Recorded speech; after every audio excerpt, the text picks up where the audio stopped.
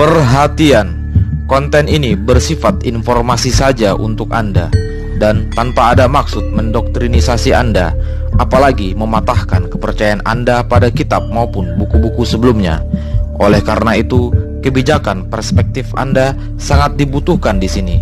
Percaya atau tidak, itu terserah Anda tanpa ada paksaan, karena yang maha benar adalah Allah Subhanahu wa Ta'ala, Tuhan yang Maha Satu, Tuhan seluruh makhluk di alam semesta ini.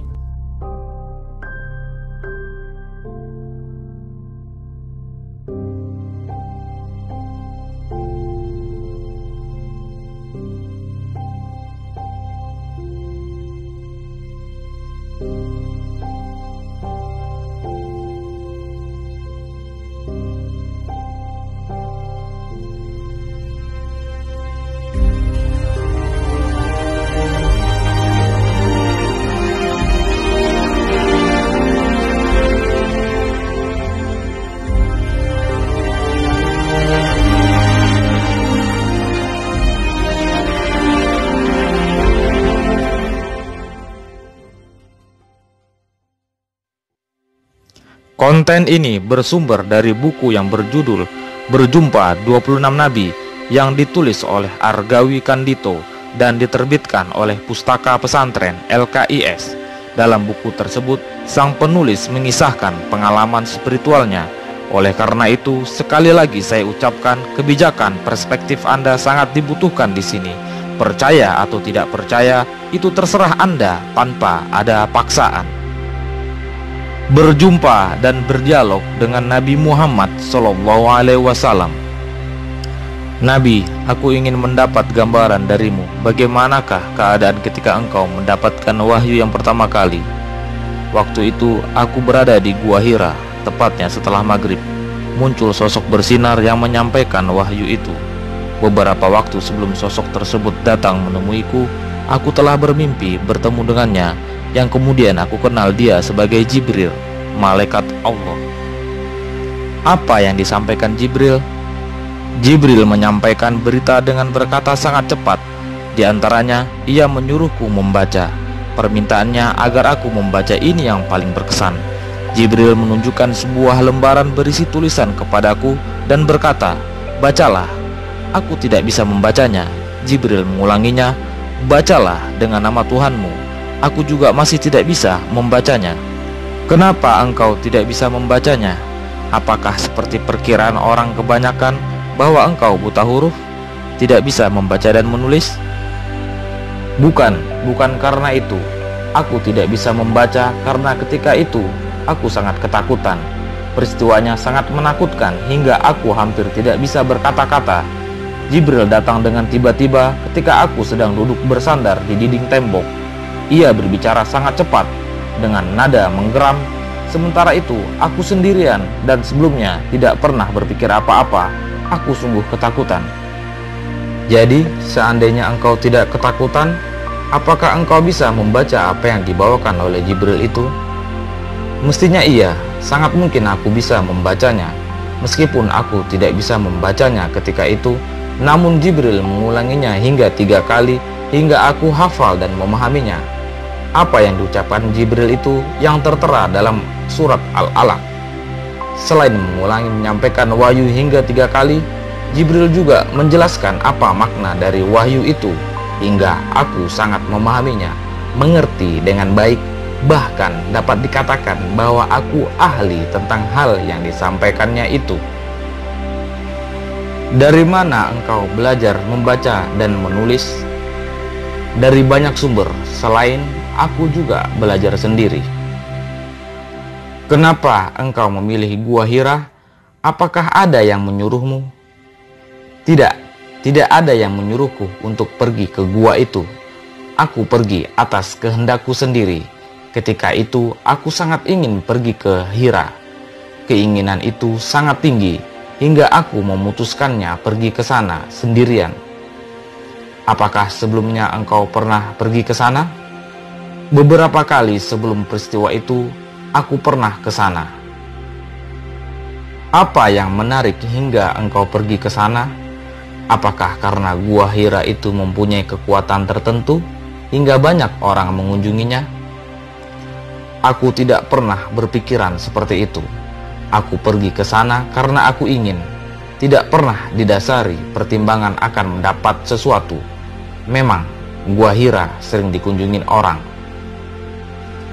Ketika engkau di Gua Hira hingga datangnya wahyu pertama itu, apakah engkau melakukan ritual khusus, misalnya dengan melakukan puasa? Pada saat itu, aku memang menjalankan puasa dan berdiam diri di gua itu. 40 hari lamanya aku berpuasa. Sedangkan di gua itu, aku tinggal selama 41 hari. Wahyu itu datang tepat pada hari puasaku yang ke-40. Bagaimana cara berpuasamu? Apakah dengan cara khusus, seperti puasa mutih misalnya? Aku berpuasa biasa, seperti ketika engkau berpuasa Ramadan. Ketika fajar aku sahur, ketika matahari terbenam aku berbuka. Tidak, aku tidak mutih, puasa biasa. Kenapa engkau melakukan itu? Apakah karena disuruh oleh guru spiritualmu? Aku melakukannya sendiri, atas kehendakku sendiri. Aku tidak mempunyai guru spiritual. Aku hanya mempertimbangkan naluriku. Aku hanya mendasarkan pada pencarian kebenaran. Ya Nabi Muhammad, apa pesanmu untuk umat muslim sekarang ini? Jagalah dan junjung tinggilah persahabatan serta silaturahmi dengan sesama manusia. Islam adalah agama yang mengakui kemajemukan. Islam harus bisa mewadahi aspirasi umat yang beragam demi kedamaian hidup di dunia dan di akhirat. Wallahu a'lam bishawab. Pengantar penulis. Assalamualaikum warahmatullahi wabarakatuh. Buku ini menuliskan pengalaman spiritualku berkomunikasi dengan 26 nabi, yaitu nabi-nabi yang disebutkan dalam Al-Quran, yang sangat dikenal oleh para muslim. Dialog ini hanya sebatas mengupas tentang pengalaman para nabi dalam menerima wahyu yang pertama, dan sekilas tentang peristiwa-peristiwa yang pernah dialami oleh mereka. Dialog ini merupakan perjumpaan spiritual antara aku dan para nabi. Semua yang aku tulis adalah murni dari hasil dialog, tanpa memasukkan informasi-informasi atau referensi-referensi lain di luar dialog. Metode yang aku jalankan adalah dialog langsung dan mencatat apa yang ada. Pengetahuan-pengetahuan yang sebelumnya aku ketahui, aku konfirmasikan kebenarannya dengan mitra dialog. Sebagian yang aku tanyakan ada yang dibenarkan, dan sebagian juga ada yang diluruskan kebenarannya. Tentu wajar saja jika apa yang dipaparkan dalam buku ini nantinya berbeda dengan persepsi banyak orang. Penulisan buku ini mungkin saja merupakan fenomena baru, mengingat pengalaman spiritual semacam ini pada periode-periode sebelumnya hampir tidak ada yang diceritakan secara vulgar. Para spiritualis kebanyakan menyampaikan pengalamannya dalam bentuk puisi-puisi yang bahasanya bersifat simbolik. Alasannya barangkali adalah karena tidak ada kata yang dapat menggambarkan dengan tepat tentang pengalamannya itu. Jika pengalamannya itu dituliskan dengan vulgar, dikhawatirkan akan terjadi kesalahan pemahaman. Alasan lain adalah kekhawatiran timbulnya kesombongan bagi si spiritualis itu sendiri jika dirinya menceritakan pengalaman spiritualnya. Akibatnya, informasi tentang realita dunia spiritual sedikit sekali yang terkuak, dan referensi tentang dunia spiritual juga menjadi sangat minim. Tujuan penulisan ini pada dasarnya adalah berbagi informasi dari hasil konfirmasi yang aku lakukan atas kisah-kisah Nabi. Tentu saja ada hal-hal baru yang dapat kita peroleh, terutama tentang pengakuan para nabi tentang pengalaman penerimaan wahyu yang jarang ditemukan di berbagai referensi yang selama ini ada. Selain tujuan itu, aku juga ingin mengajak kepada pembaca untuk senantiasa ingat bahwa ada keadaan lain yang bersifat gaib yang selama ini kurang mendapatkan perhatian. Karena selama ini hal-hal yang berkaitan dengan gaib kebanyakan hanya diklaim sebagai sesuatu ilusif, hanya berkaitan dengan jin dan dunia jin. dan tingkat kebenarannya banyak diragukan, bahkan tidak diakui. Terus terang, ada keresahan yang timbul di benak penulis ketika merenungkan tentang pemikiran yang seperti itu. Sebab dampak dari kondisi itu adalah berkaitan dengan validitas kebenaran itu sendiri. Ketika dunia gaib tidak diperhitungkan, menurut penulis kebenaran sendiri sudah terdangkalkan maknanya. Kalau kebenaran sendiri sudah terdangkalkan, lantas bagaimana kita akan menjadi nafsul al-mutmainnah yang dijanjikan oleh Tuhan untuk ditempatkan di surganya? Kalau kita perhatikan, semua manusia sebenarnya sedang dalam proses berebut dan menuju kebenaran absolut. Karena kebenaran yang absolut itu bersifat abstrak dan diliputi oleh atmosfer relativitas. Orang menekuni ilmu untuk menemukan kesejatian kebenaran itu. Ilmu dimaknai oleh orang Jawa sebagai ngelmu, angel yang durung ketemu. Akan tetapi kalau sudah ketemu, ia akan membuat segala sesuatu menjadi lebih mudah.